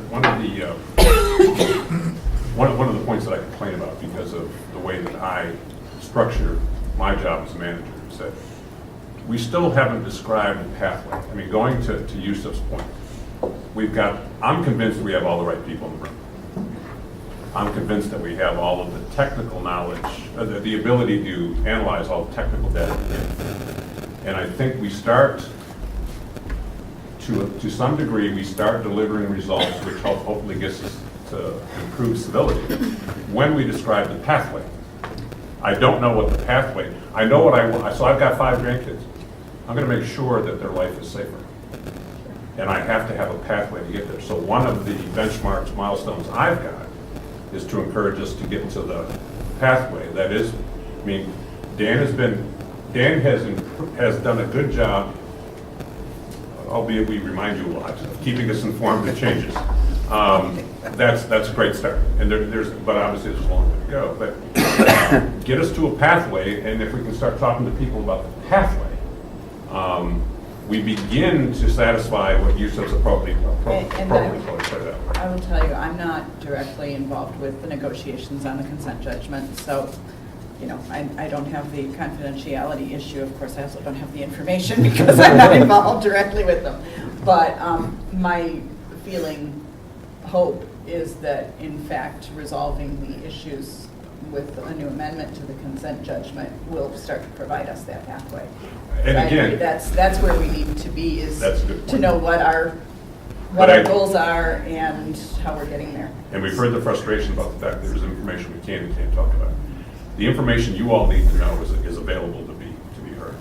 The consent judgment, as a way sets up the relationship between stakeholders and the polluter, Gelman. It's not necessarily going to be the exact map that gets to the pathway. It's a component of the pathway, and it plays a significant part in who pays and what the rules are. But that's only part of the whole org chart or strategic plan. I would agree with you, but it's a vital part. It is, no, it's vital. We're definitely continuing to move forward in the ways that we can right now. Yeah. But it is an obstacle. Really needs to get. It is an obstacle to some things, but it is not an obstacle to what we're trying to do. It's definitely not an obstacle to communication and making sure everyone is informed and expressing. The legislators all have to go. So, and we don't like leaving because we don't have any idea what's happening in the court consent decree either, which is frustrating to us, but it lets us talk even when but I do think that I think both Yusuf and Bryce are dead right. I haven't even expressed to you some of the feelings that I've had, but I've been trying to behave because my staff asked me to behave. Good job, Steph. But I do think that people are angry and they want answers, and they're not going to stop being that way. To my knowledge, your letter from last week is not public yet, but it will become public and there will be questions. So it is eligible for the Superfund side. What does that mean? The same questions we are. I think as a group, we need to figure out how we are going to talk about what's happening, the significance of EPA coming in, the quarterly reports, and the dedication of every stakeholder at this table to an action plan and pathway. Yes, some of us can talk and not have any knowledge. Some people have knowledge and can't talk. But that there is a pathway to getting this resolved. 40 years is enough. I'd like to just take the liberty of going to the point where we're talking about then what we'd like to see. Certainly Kathy and Bryce made good points, but all those things aside, what we need to see is a clear and simple graphical representation that shows how and why people are safe now and how and why they'll be safe in the future. My mom needs to understand this, and that is what people are mad about. I disagree with Yusuf, And I think we can disagree in the room. The issue isn't that people are getting screwed. The issue is people aren't aware of what's being done on their behalf, I think. They're scared. If we could communicate that better, and I can't communicate that. Chuck can't communicate it because I interrupted you. But Howard spoke to it. What are we trying to explain to people? Well, I'm not equipped to explain that. I would say 80% of the phone calls that I get are from people who absolutely shouldn't even be concerned, even if everybody's doing things wrong, because they live 5-10 miles away. Just the ability of the public to even grasp where the issue is and what the primary concerns are is something that, again, we're ill-equipped at the community level to just pass along to people. Everybody's doing hard work, but it's just needs to be communicated simply. At the same time, Roger's absolutely correct, and people who need to burrow into the information to believe the clear and simple graphic that my mom's fine with also need to be able to burrow in, and I think, Michael, the consolidation speaks to that, but we're missing something. We've been missing it forever, and that's why people are angry. There's a level of just clear and simple communication that is maybe a little better than don't worry about it, but it's missing, and I can't fill it in without being supplied that. I don't have the information or the intelligence to share that. I would like to point out one thing. Roger, if I could just interrupt you first, so I apologize for that. The only thing I can say to that comment is I wish I made it myself. You're absolutely right. That there needs to be a very clear information as to what are the risks right now, where those risks pose, and something in a way that's very readable and understandable by the general public. Absolutely. And that should be a very high priority for EPA to ensure that that is something like that's available. Sorry, Roger. The point I was going to make is that if the plume expands to township wells, either party, either the DEQ or the company, can demand that the prohibition zone be expanded. So the company can demand that people in the township have to pay for water and sewer rates and maybe be annexed to the city. And that is a flaw that I see as another element of uncertainty. Okay, I might buy a house, it might not get here, but if it does get here, I might end up in another jurisdiction where people might not have future control of where their water comes from. Yeah, it's certainly that's a Instead of somebody looking ahead and saying, let's get rid of the massive dioxane and keep that from happening. I think that's the frustration that people have. Is that I understand that, Roger. I think what you did, though, is you gave a very practical explanation of why we need to have some of these trend analyses so that we can inform questions like that. Right. It's not just to know what the plume is doing, but so we can then kind of drill down some specific exposure scenarios and see, project out whether or not we think that's a concern. And we're not going to get a change in the consent judgment because the other party has to agree to it. Well, we'll see what the possibilities are there too. So taking into account both Evan and Yusuf's comments, I think that we really can't have one without the other. So as soon as we draw that simple map and we show that residents here in Scio Township are either currently being exposed, which at this point at 85 parts per billion, we don't believe that anyone is currently being exposed within their potable drinking water. And I'd say the same thing for 7.2. For 7.2. Yeah, right, that's true. So we show that, but in that analysis, it will show whether you are in range or just on the edge of the range, and the immediate follow-up question is going to be, what's being done to make sure my exposure doesn't reach a level? Yeah. And so we need to have those simple maps, but I think those maps will do something. They'll either allay folks' fears who are 10, 12 miles out when you put a pace on the migration, but for folks who are anywhere near, inside or just outside the periphery, I think that it'll almost be in direct proportion to the number of folks whose concerns you allay as to those who you elevate. Mm-hmm. And so putting out that information, we have to be very clear when we do that, what are the steps that are going to go along with that to ensure, and whether that is more monitoring, whether that is increased remediation, It's funny because I'm looking right behind Laura's head at my house and at the Three Sisters Lake. You know, as soon as you show those maps, I know in my neighborhood and the neighborhoods right behind me, that's going to make a significant difference in how people feel about what's going on. So I think it's a both and. It's not an either or. We need this first and that second. I think we're going to see, as I said, a direct proportional relationship between folks whose concerns we allay and folks whose concerns we elevate. And we better be ready for the folks whose concerns we elevate with steps that we're going to take. Well, that's a good point. That's part of the communication. The minute you do that, you need to have the 1-800 Gelman information. Absolutely. Which many of us can do. It's just we have to have one. Well, we also have to have paid staff to do that. Let's not be naive about that. So can I just ask you a couple really basic questions? Yeah. So you're going to be on this full time? Well, it'll be one of my sites. So what it means is that I have all remedial project managers, or almost all of them, have multiple sites that they manage. So this will be one of the sites I manage. So our expectation of your time would be 25, 50, 75, 10% of your time will be focused on this site? It will vary a bit depending upon what we're doing here, what's going on some of my other sites. But I'm a full-time project manager, and this would be part of my normal workload that we would have for any site, that any project manager has. Did you lose workload to gain this workload?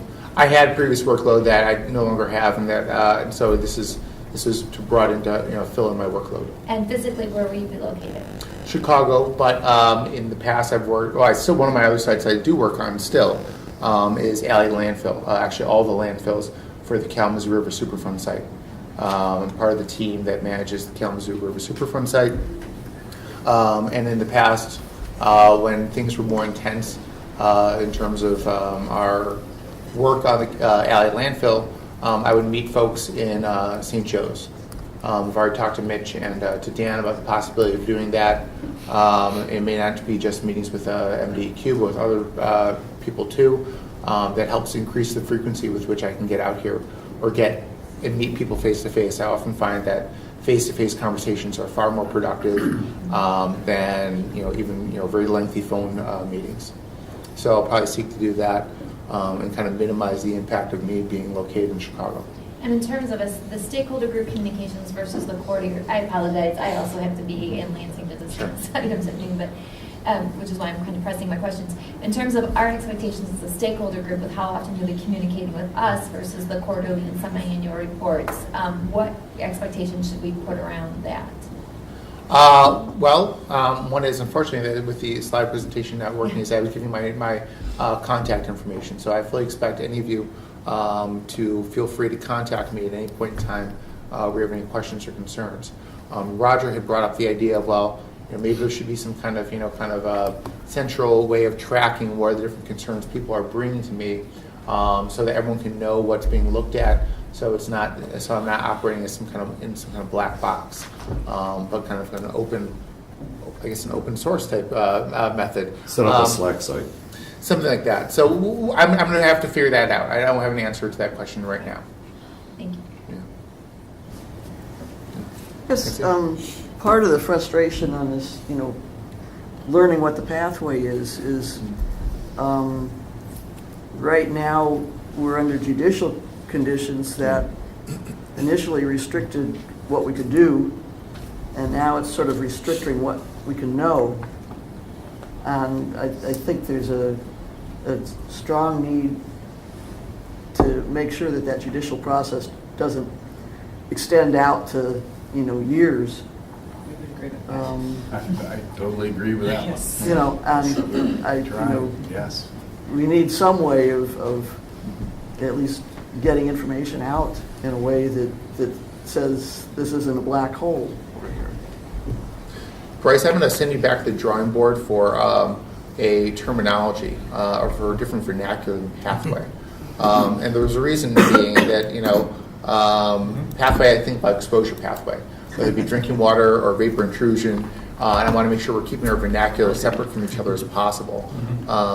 Because, certainly that's one of the ways that communication goes sideways. Working on a site where temporary... How about path forward? Path forward. Yeah, different path forward. So just to let everybody know, so the township puts out a newsletter. Like others, Township has expended significant funds, and we owe our constituents a report on what we're doing. So there will be something coming up shortly in the newsletter that describes in general terms what the township is doing in terms of the plume. It's not meant to go in detail. Kathy will be the one leading the charge in this, and we'll work through it with our editor. But I don't have any problem changing it. It's my term pathway is less for the public and more for those of us who have to get it done. I don't care what you call it. It doesn't bother me at all. It's just, and I'm not even proposing it's a description of an end. Yeah. Just a description of this is what we're doing and this is what how we expect it to get better. Somebody else earlier brought up the milestone thing, which is key. Yeah. You know, we have to make it. We can't overpromise. We have to underpromise and overdeliver. Yes. And be careful about what we say. Again, I appreciate the fact that the municipal agency group has taken on the communication is something that we will report out to them on. I appreciate the fact that the MDEQ has made the staff has made themselves more than available. Dan, you've been great with being available. I'm sure it gets irritating when I remind you, hey, I didn't hear about that, but I appreciate your response. And it's getting better. But you know, we're rowing the boat in the same direction, guys. And so we have to be frank and candid in this room. We can have our disagreements, but in terms of the public, we're rowing the boat in the same direction, and they need to have trust in the fact we're doing it. Yes. Well, to that matter, though, there are some things that I would classify as matters of science that we continue to fight among ourselves about. And whether it's laboratory methods that we use, that we ought to come to agreement on that pretty easy, so we're not showing a disjointed face to the public. And establishing what's necessary to have an effective groundwater model, we shouldn't be fighting among ourselves anymore about that, as well as what types and what quality of data is available. And I think coming to agreement on those is a big first step. It gets rid of this kind of argument in the public face. It gives folks Bryce's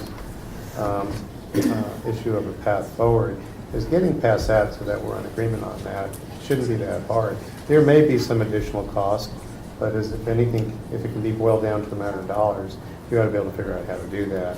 And then that starts to build the public trust and confidence. It starts to address the issue of what are we doing. It's a step forward. And I think, at least short term, something we can take a positive action and get off of where we are.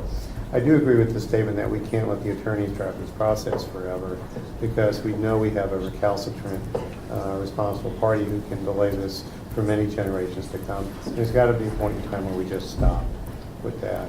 So I unfortunately have read the revised consent agreement and all of the documents, so I got to be limited in what I say, but there's got to be a point in time where we shut down the judicial gymnastics that go on and move forward. And it has to be fairly soon as well. So those are some positive steps to put milestones out and develop a path forward that starts to show we're moving in a direction.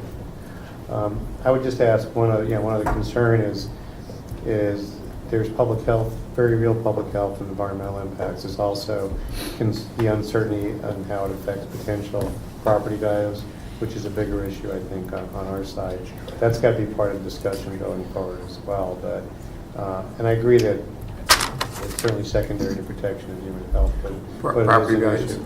Yeah, and I think having a background and working with EPA on the circular process, how do you draw what the site boundaries are going forward once you get into it? So I think those are considerations when we have a population that's on public water supply that are different. And I think there's a way for us to acknowledge that there's a little bit of divergence of interest, but not to the extent where it impacts public health. Because until recently, I don't know that we were as concerned about surface water, shallow groundwater exposures, which is a real concern right now. So I think getting past these fundamental issues of how we measure, where we take samples, we got to get past that. Because the fact that causes disharmony among these folks in this room undermines the public confidence in the process. Thank you. One thing I want to, in terms of managing expectations, one thing I want to interject there, and in terms of, I don't expect to get involved in discussions of property values. in the Superfund process, when we're looking at selecting a remedy, within the National Contingency Plan, it talks about how EPA or project manager does select a remedy. It's very specific, saying we don't look at future taxes earned, which is I translate to property value, as one of our in our remedy selection process. Just because a variety of things can affect that. Most certainly, though, I do understand there's correlation between human exposure and probably property value. I'm going to be dealing with the human exposure in the present and risk of human exposure. It's just not something that's part of the Superfund process. I'm not expecting that to be a popular statement with you guys, but I want to manage your expectations. So I'm not getting involved in conversations about property value. But I think that by managing, by getting involved in this site from a human health and environmental exposure standpoint, things will kind of, I don't even want to say take care of themselves, but I think that, that's the way the EPA can be effective. What about cost of remediation? Is that a concern? I'd be happy. I think that's a longer conversation in terms of how that works within the Superfund process. In a nutshell, it's cost effectiveness. Thing is, we're not in the CERCLA process, but there's a way that within CERCLA how we look at cost. It's not cost is an absolute value, but cost effectiveness. But right now, we're not in the CERCLA process. We're in enforcement of this site is under MDQ's Part 201, and we'd have to talk within that. Well, in the past, the DQ has said cost is not to be considered. It's best available technology. Well, and recall that that DEQ is very aware of the Superfund remedy selection process. There's 2 threshold criteria that go into selecting a remedy.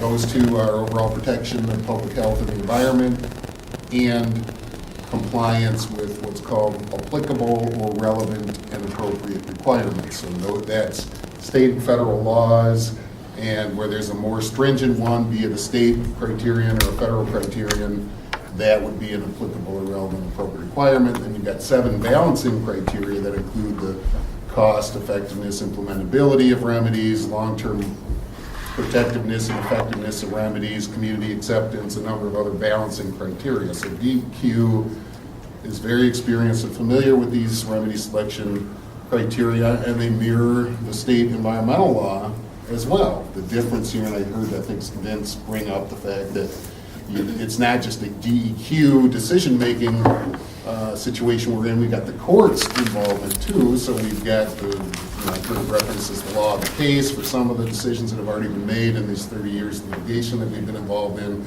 So long way of saying DEQ is going to continue to advocate for those 2 threshold criteria: protectiveness of human health and the environment, and compliance with our applicable and relevant and appropriate state and federal requirements. DEQ's got a 7.2 drinking water number. That's our enforceable criterion. EPA, what's your enforceable criterion for dioxane? We don't have one right now. We have a risk range of 35 parts per billion to 0.35. So 7.2 falls somewhere in that 7.2 is within that risk range. So here we have, if this were a Superfund site, we would be looking at 7.2, I would suspect. I would suggest as a deliverable from this group that we set some benchmarks, that if we do not meet those benchmarks, then potentially EPA could then decide to take up the Superfund effort at that point. I would like to have definable benchmarks that we are either making it or not making it. I'm hoping we make it, and the DEQ working with EPA does make progress. But I think the community would like to know what these benchmarks are and when we've not made them or have made them. I think it works both ways. It's beneficial to the public to know what these are and whether we're succeeding or not. But it's also beneficial to know that maybe EPA needs to reevaluate Superfund at some point if we're not making these benchmarks. And I don't know what those are and what dates those would be, but I think that's something we can work toward defining. Vince, I appreciate where you're coming from, but I don't believe that we're going to be, setting up specific benchmarks like that. For the same reason that during our letters back to the MDQ, we didn't specify exactly what those criteria would be. At this point in time, I don't think we're ready to specify those criteria still as to whether not EPA would be taking over the site to say very specific things. Because as we move forward, it could be a variety of things, factors coming together. It may not be individual benchmarks, but it could be multiple factors that would then have us believing that maybe it's time for EPA to do something different, or in fact, maybe we're looking at different factors that say, no, things might, where we may not have results immediately right now in hand, but we feel optimistic for where this thing is headed, on its path, whatever its path forward is at that point in time.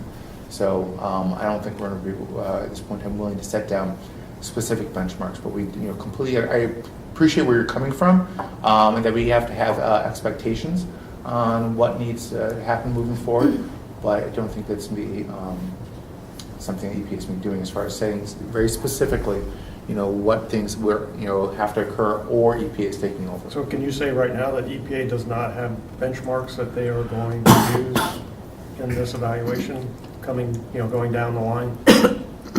Specific ones? No, we don't have specific benchmarks, right now.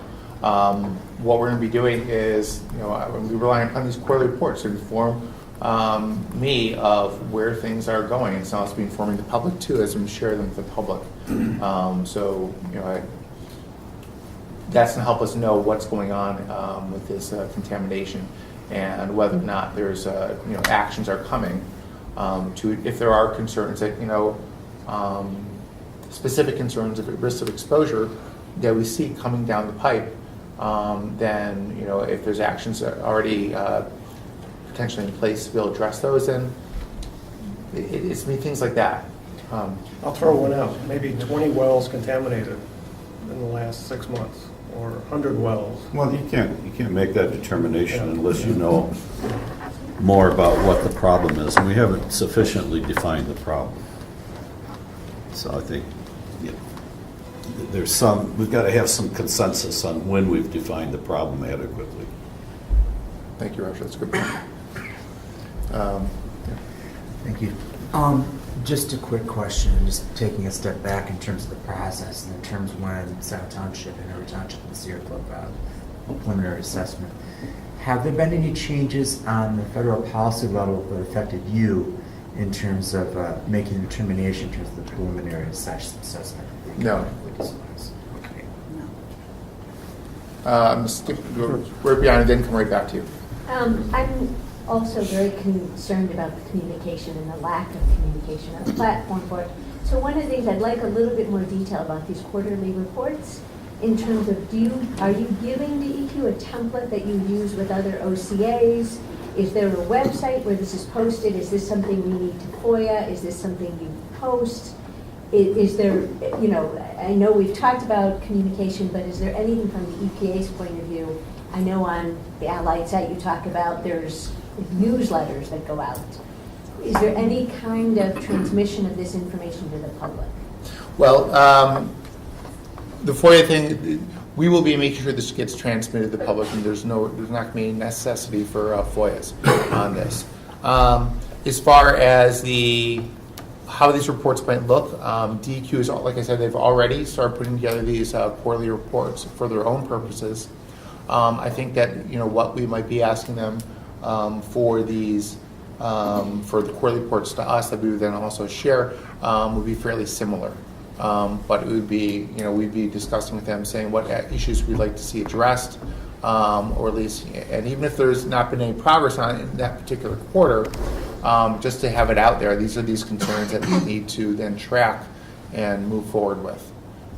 So I think that, Dan, you want to say something? Yeah, the template, if you go on the web page, we always tell that, there is the summary of recent activities, and the latest one is dated October 2017. That's my first real, what I've been talking to Michael about. So that's kind of, if you want to go in there and look at, I'm going to use that as a template as we work out, and we're not going to have separate reports. What we're going to give them, we're going to have so I don't have to do two separate. So take a look at that as a start, and the information on that, I would like everybody to do that.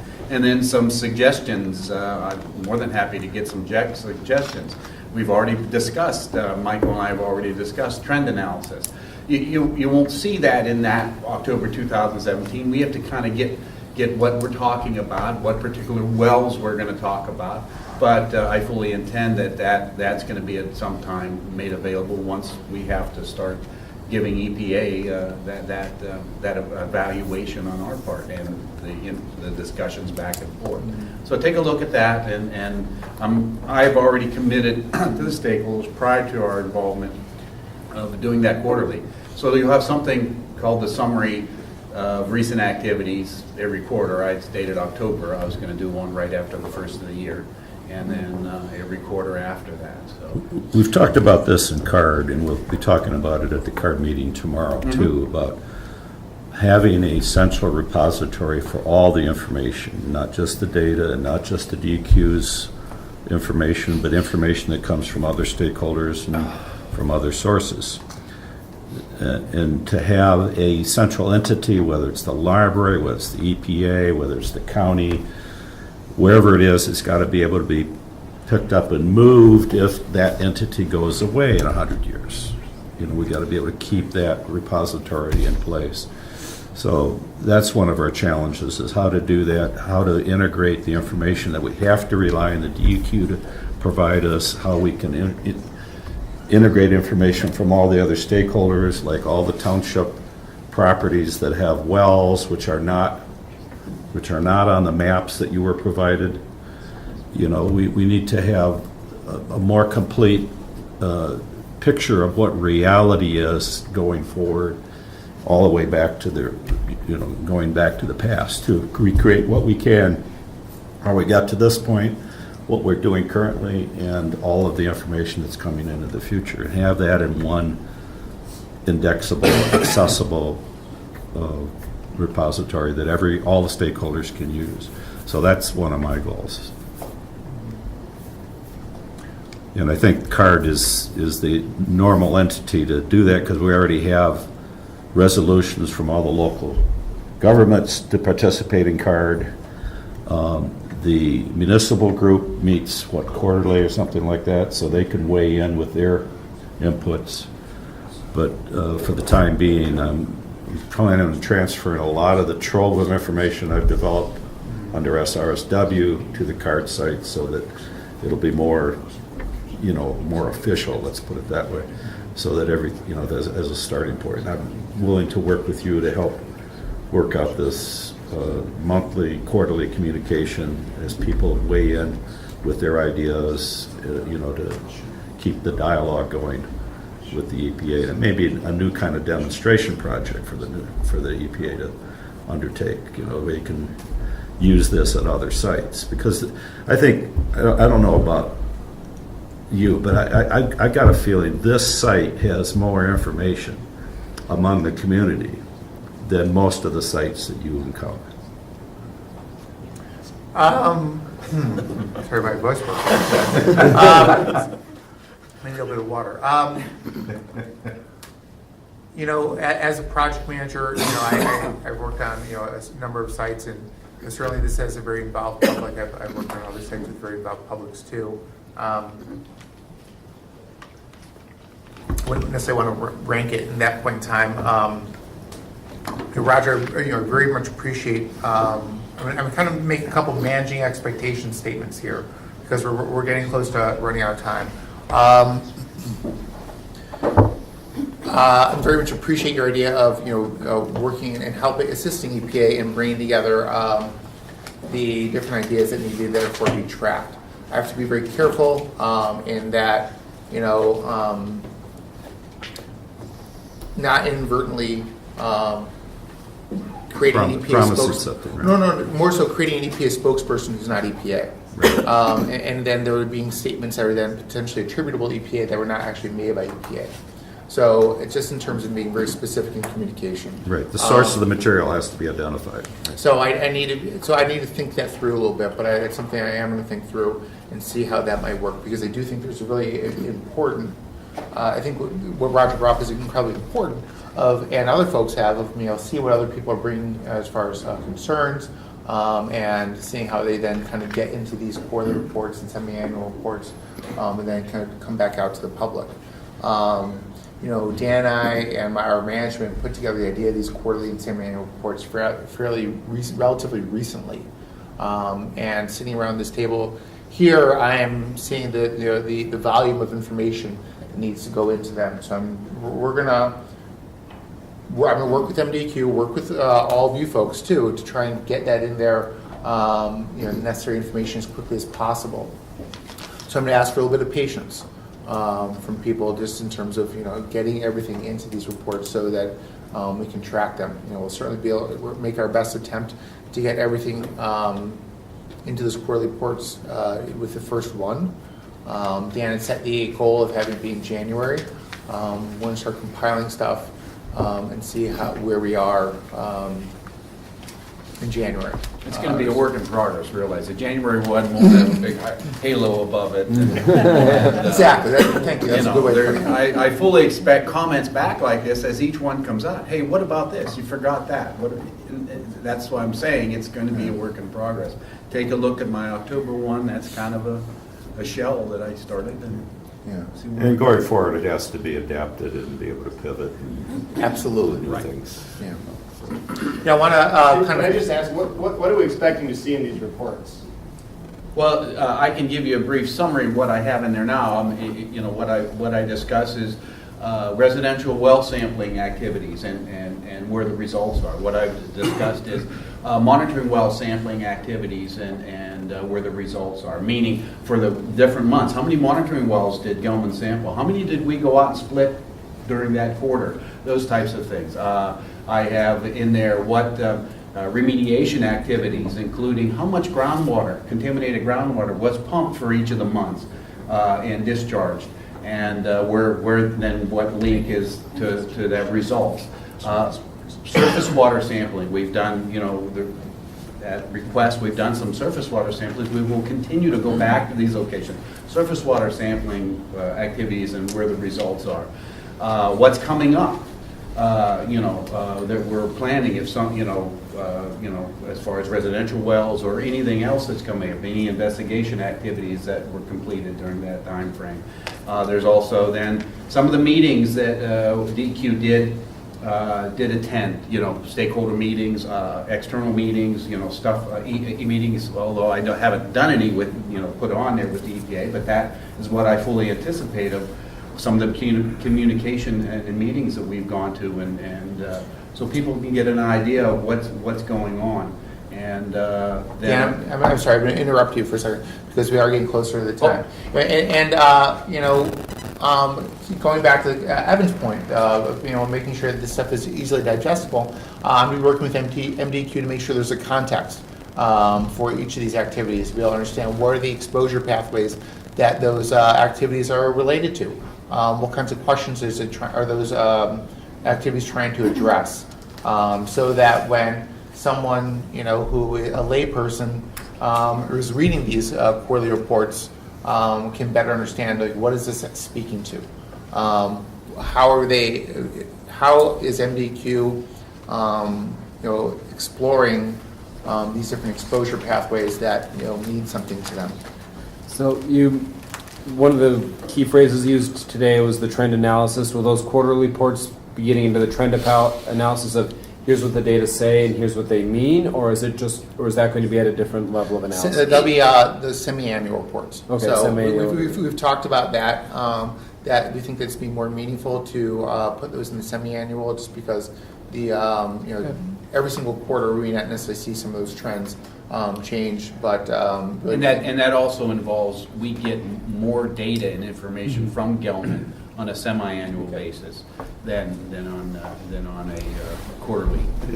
Other than some wells are not even semi-annual, some are annual. I mean, the current monitoring plans that have been approved by DQ that we're using, we have wells that that are sampled like monthly, quarterly, semi-annually, annually, every Randomly. 2 years. And so we, rest assured, we will be reviewing those monitoring plans related to the 7.2 criteria, which was one of the initial discussions we had here. I think it was one of your concerns about that monitoring. Rita or Kathy. Okay. So we will be reviewing those once everything, I hate to say, once the consent judgment is kind of put together, we will adjust those as required to do that concerns about But monitoring. the key thing is there will be an interpretation of the data that both Right. DEQ and EPA. Right, semi-annually. Michael, EPA is also going to have your hand in reviewing that trend analysis. Absolutely. Because this question We'll of be trust, giving it right? to Do them people for trust their- you? yep. Do people trust you? Nobody trusts me because I'm elected. But Well, these trend analysis are is something what we're asking, we've requested of DEQ. Right. So, for our analysis. I fully expect that we're not going to agree on some of them, what our interpretation is, but that is why they'll get, we'll have that constructive discussions. And these trend analyses and these reports will, something we will be sharing with the public. Yeah. And I've also talked to some folks in the room already that if there's other kinds of ways of analyzing plume that they recommend that we have not covered, in the bullets within our letter to Michigan, we're going to listen and see if those are appropriate ways to continue to analyze, for the semi-annual report. The trend analysis from existing well data is a good idea. But if there's not enough well data to produce what the reality actually is, now we're getting into modeling. I think we'll know that quickly. So is there any performance requirements on removal of mass? Where are you saying? Well, they're removing 800 to 1,000 pounds of dioxane per year. Currently, what is the approved CJ does not have a mass removal component of that. Right. So, is part of the reason why there's no, since they originally projected 64,000 pounds of dioxane was in the aquifer, and then 80,000 pounds, and then they've now removed like 113,000 pounds. We still haven't had a mass calculation of how much is in the E aquifer. So, one of the things I proposed, and I still think it would help with the remediation, is if they did a mass calculation every year, then they could know which parts of the cleanup they're doing a good job on and which ones they aren't, because they know how much they remove from each sector. Let's, our meeting is supposed to go to 11:30. Yeah. I apologize to cut that off because it is an important and meaningful topic of discussion, and that can get into possibly some of the things we might want to consider looking at for either quarterly reports or semi-annual reports. We'll have to figure that out. As far as I just want to make a couple kind of closing comments as the room starts to depopulate. One is that first of all, I thank all of you guys for coming here today and meeting with us. We appreciate. We expect this to be, for some of you, the beginning of will be an ongoing conversation on this site, and then for others of you who we've been speaking with already, we look forward to continuing our conversations and very likely, increasing the frequency of them. As far as also kind of managing some of the expectations, we are going to meet in large groups, much like this, I believe, moving forward. I expect to be participating in the municipal meetings in these in the upcoming meetings that occur. I also expect to be maybe meeting with smaller groups of you over time, moving forward. I understand you're going back to Chicago. I am going back to Chicago, so I apologize for that. But I think that like I said, I think we're going to be meeting in the municipal with that municipal group moving forward. And though I expect to have meet with smaller groups also as we do so. One of my intentions for meeting with the municipal group, it's one of the largest groups that there are. We do have participation from, as far as the number of different stakeholder groups coming in. I understand the CARD is a very large group, but as far as the representation of different groups, it's kind of, is the term they use and sometimes for like the traveling wheelbarrows, a super group. In that regard, that we do have representatives from all these other kind of groups that are meeting, Sierra Club, CARD, representatives from of elected officials. So that's my intention moving forward. I certainly expect to also meet with other folks, possibly separately. But what I'm doing is trying to make sure that we're all at the table at the same time. So if I'm not necessarily meeting your individual expectations for what meetings I should be going to, I apologize for that. Also, if I meet in smaller groups, I'm not necessarily trying to exclude. I'm not trying to exclude people, but sometimes certain conversations are more effective in smaller groups. And if I offend anyone in that process, I apologize. That's not my intention. And my intention is also not to be kind of creating pockets of information. I'm trying to avoid that. I'm trying to eventually get this to a point where we have communication is effectively transmitted laterally throughout. Are people okay if Michael is meeting with CARD and not with this whole group, and maybe meeting with a group of people focused on communications? I mean, we have a lot to cover, and this is a big group. Are people generally okay with that? I think as long as everybody, as long as there are minutes and announcements about the meetings. So that's a good point. It's very much like when somebody sends you some ideas, you need to share that with other people. The same thing about meetings. It needs to be fully transparent. Yeah. So I guess I'd like to say thank you to everyone again. Thank you. And I look forward to speaking with you guys. And I'll be reaching out to folks to make sure, so as we start to get move forward for these quarterly reports that are being informed by a lot of things that we've done here.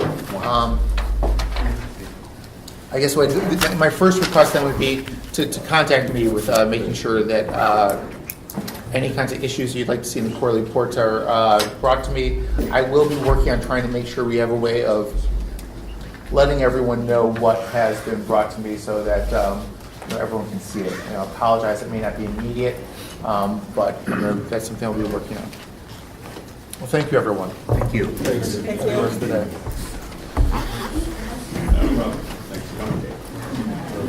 Thank you for your time. Oh, thank you very much. Good.